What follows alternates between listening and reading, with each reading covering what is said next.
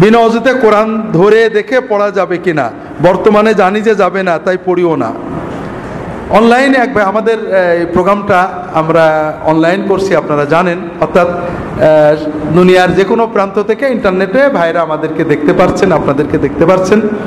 এটা আমরা খুব উন্নত করতে পারিনি, তারপরও দাওয়াত, আপনারা এখানে কয়েকশো মানুষ আছেন, আর যদি কয়েকশো মানুষ এটা দেখে আমাদের লাভ, আপনাদেরও লাভ, আল্লাহর কাছে হয়তো কিছু সওয়াব হবে। তো অনলাইনে একবার প্রশ্ন করেছেন বিনা অজুতে কোরআন ধরে দেখে পড়া যাবে কিনা? বর্তমানে জানি যে যাবে না, তাই পড়িও না।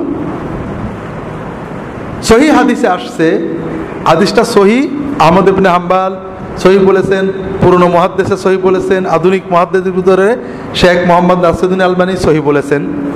হাদিসটা সহি, লা ইয়ামাসসুল কুরআনা ইল্লা তাহির, পবিত্র লোক ছাড়া কোরআন স্পর্শ করবে না, সহি হাদিস।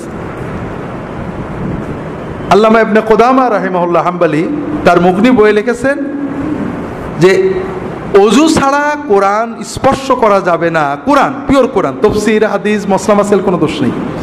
এ ব্যাপারে সাহাবীদের ইজমা আছে। 12-13 জন সাহাবী বলেছেন অজু ছাড়া কোরআন হাত দেওয়া যাবে না, এবং এর বিপরীতে কোনো সাহাবী যা দেওয়া যাবে বলেননি। কোরআন পড়া যাবে, এমনকি গোসল ফরজ অবস্থায় কোরআন পড়া যাবে, মেয়েরা নাপাক অবস্থায় কোরআন পড়তে পারবেন, এ ব্যাপারে সাহাবীদের মত আছে। পারবেন না, এ ব্যাপারেও মত আছে। কিন্তু কোরআন নাপাক অবস্থায় ধরা যাবে, এ ব্যাপারে হাদিস স্পষ্ট এবং এর বিপরীতে সাহাবীদের কোনো মত নেই। এই জন্য সহি কথা হলো বিনা অজুতে কোরআন স্পর্শ করা যাবে না, হাদিস এবং সাহাবীগণের ইজমা দ্বারা প্রমাণিত। তবে আপনি পড়তে পারবেন, কোনো সমস্যা নেই। তফসির পড়তে পারবেন, তফসিরের ভিতরে যে কোরআন আছে পড়তে পারবেন।